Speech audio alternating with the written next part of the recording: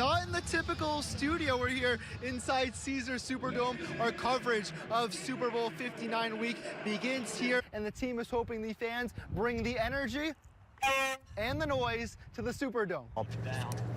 The Mid-State Invitational begins this Friday here at the Ward 10 complex. It's going to involve all different types of genders and ages, singles, doubles, and mixed doubles. The event's organizer, Amber Pollock, says she's excited to see the Senlaw community come out and play.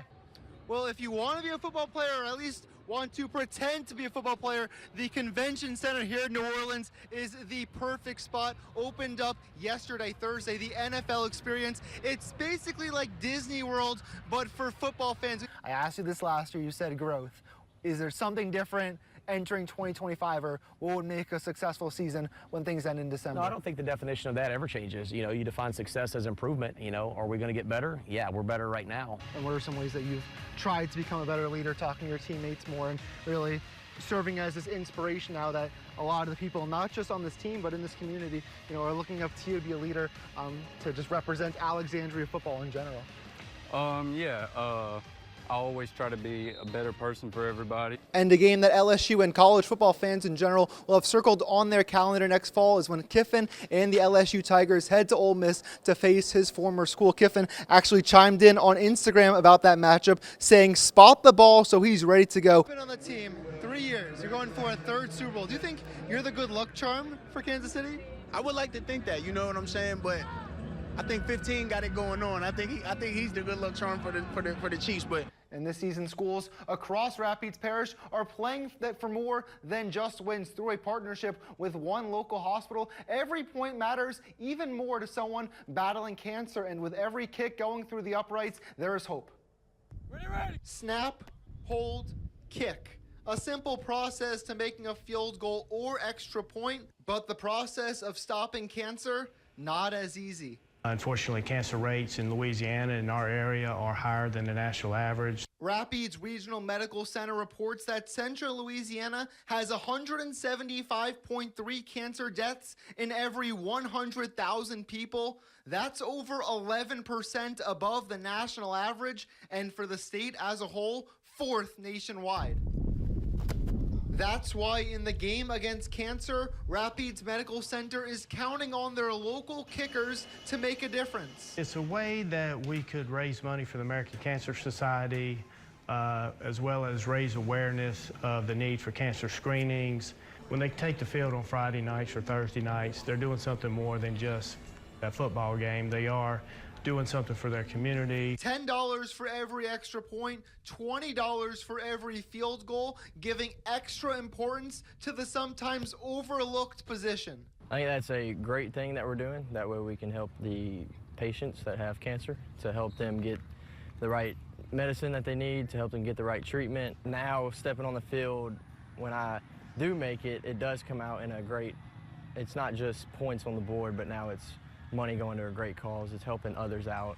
Last year, the Ash Trojans captured the Golden Boot Award for the most kicks made, thanks to the right leg of Eli Fung, raising $830. It's up there. It's definitely probably one of my favorite things to do. I mean, raising, I don't know how much it was last year, but I know it was a lot of money. It's a beautiful thing to see. It makes me happy. Like, I get to do something for the community back and play a sport. And the message from the kickers to those battling cancer? Never give up. Always go for your dreams. Just because you might have sickness, have cancer now, don't let that stop you from doing what you want to do. Keep fighting. We're gonna get through this, and I'm gonna try to kick as much field goals and extra points as I can.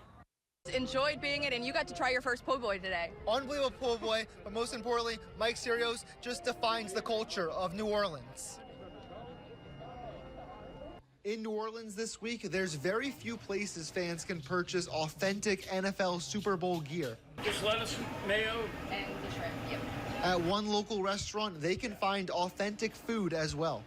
instead of just being a food pop-up, it's a memorabilia pop-up, you know, t-shirt pop-up. It's kind of unique.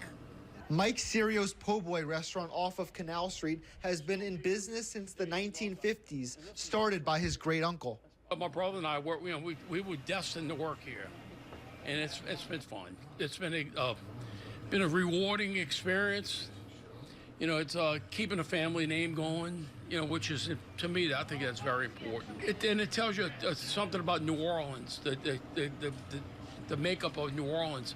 While visiting Omaha for the College World Series in the early 2000s, Mike made a relationship with an NFL merchandise official. You know, he approached me about leasing, you know, taking over my dining room because the NFL, you know, they didn't want tents. They wanted a brick and mortar place. And, you know, we worked out a deal, and I was happy that, and when we did the same thing this go around. And now this local staple is seeing people from all over the world walk through their doors. Cereals has always been we've always been catered to the locals. But lately, you know, the tourism's really picked up. And New Orleans, I mean, you can't beat the city. I mean, with all our problems and whatever, you know, I mean, it's unique. You know, I've been all over the country, and I mean, we know how to have fun. This morning, hundreds of Tiger fans cheered on the team outside Alex Box Stadium at their send-off to the College World Series, but without the help from one Rose Pine native, the chase for LSU's 8th national championship would have never been possible.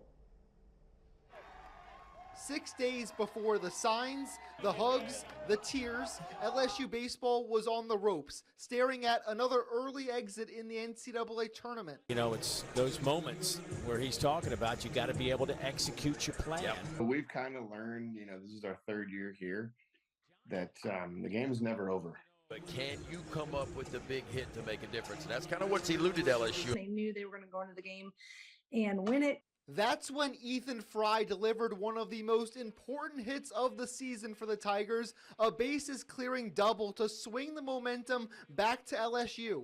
The ball would have been there. That ball might have rolled all the way to Rose Pine, Louisiana. The Tigers had survived regionals and Little Rock, but the postseason legend of Ethan Fry was only beginning. His whole thing is, I want to be a contributor, I want to put on the LSU uniform, and I want to play for LSU and play for the, as he says, my brothers in that dugout. We try to stay humble. We try to stay grounded, just because you don't know what tomorrow is going to bring. Tomorrow was never a guarantee for Ethan entering the 2025 season. Following the regional loss to North Carolina last June, Fry underwent surgery on his shoulder. We didn't know the extent of it because whatever the reason, we just didn't know the extent of how bad it was. And when he came out of the surgery, Dr. Field pulled Ross and I aside in his office and said, hey, I don't even know how the kid picked up a bat. When he got hurt last year, it was, you know, it really tore him because he knew that he was coming out of the lineup. He's like, I'm coming back, and I'm coming back stronger and better. Stronger and better was an understatement. Fry broke out in 2025 as one of the best players in the SEC, crushing 13 home runs on a .340 batting average, entering his 2nd career World Series. Going my freshman year last year was rough, and then obviously having surgery, I couldn't be more happy. A lot of sweet and hard times paid off for me, and I love it. He's a man. I mean, he's literally handled everything, success, failure, injury, role, about as good as you possibly can. And he has talent. And so when you have that kind of maturity with that kind of talent, I wouldn't even call it a breakthrough because I've always had a high opinion of him. Success was going to be there, and that's just how I feel about Ethan. His mentality has changed. His baseball awareness has changed. He's so much more tied into the mental aspects. Through the highs and the lows, family has always been there for Ethan, especially his older sister, Caitlin.